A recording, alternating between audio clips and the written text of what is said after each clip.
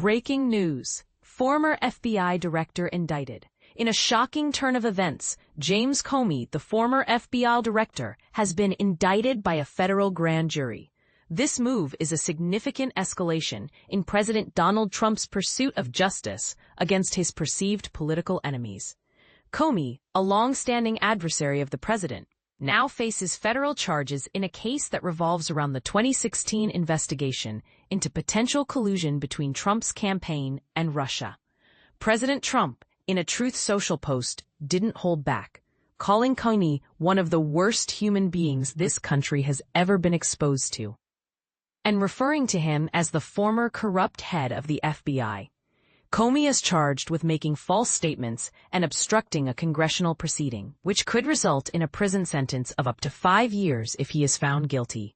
The charges stem from Comey's testimony to the Senate Judiciary Committee on September 30, 2020. A source revealed to CNN's Jake Tapper that the indictment for lying to Congress is linked to the FBI's Arctic haze leak investigation, involving classified information that appeared in 4 newspaper articles. During his testimony via Zoom, Comey stated, "I had not authorized someone else to be an anonymous source in news reports." However, the indictment claims that statement was false. Comey responded to the indictment with a defiant Instagram video, saying, "Let's have a trial and keep the faith." He added, "My heart is broken for the Department of Justice, but I have great confidence in the federal judicial system, and I'm innocent." Attorney General Pam Bondi emphasized, "No one is above the law," in a post on X. She wrote, "Today's indictment reflects this Department of Justice's commitment to holding those who abuse positions of power accountable for misleading the American people. We will follow the facts in this case." But here's where it gets controversial. The charges were presented by Lindsey Halligan, Trump's former personal attorney, and the new top prosecutor in the Eastern District of Virginia. Notably, she was not accompanied by any career prosecutor and was the sole Justice Department official to sign the charging documents. During a brief hearing, a judge announced the case against Comey, and it was revealed that 14 jurors agreed to indict him on counts of false statements and obstruction of a congressional proceeding. Halligan, who had no prior experience presenting to a grand jury, underwent a crash course with DOJ attorneys and FBI officials ahead of the hearing. She participated in multiple practice runs and spent hours preparing for the case. Comey is accused of making an alleged false statement to the Senate Judiciary Committee in September 2020, even though he had been asked the same question years earlier under oath. Prosecutors argue that Comey authorized a leak to the media about an FBI investigation via an anonymous source, but then denied it to the Senate. In his 2020 Senate hearing, Senator Ted Cruz confronted Comey with an exchange from congressional testimony 3 years prior. Cruz quoted Comey's response to Senator Chuck Grassley's question about being an anonymous source, "Never and no." Comey then stood by his 2017 testimony when questioned by Cruz in 2020. And this is the part most people miss. The grand jury rejected a 3rd charge against Comey, an alleged false statement to Congress. This is an unusual occurrence in the federal court system.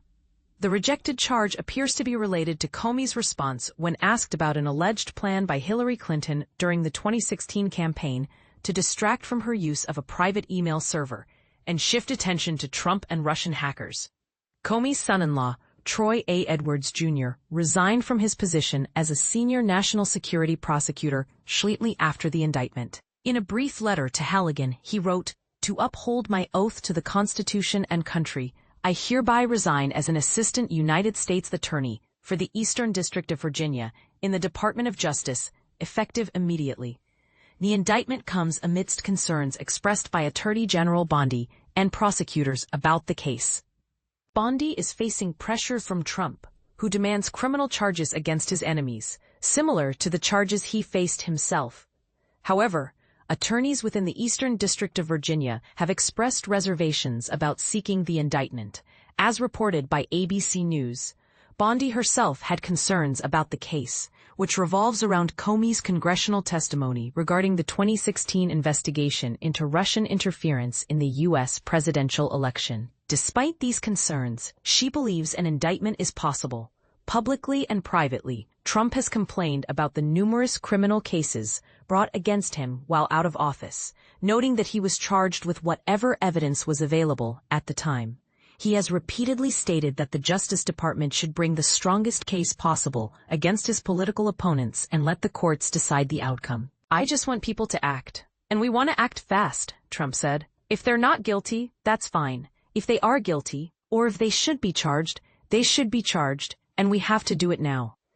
Some within the White House view Halligan's decision to bring the case as a risky move to please Trump. However, multiple political aides argue that if Trump was prosecuted, then people like Comey should face prosecution too. Comey is expected to be arraigned in federal court in Alexandria, Virginia on October 9th. The story continues to develop, and we will provide further updates as they emerge. What are your thoughts on this indictment? Do you think justice is being served? Or is this a politically motivated move? We encourage you to share your opinions in the comments below and join the discussion.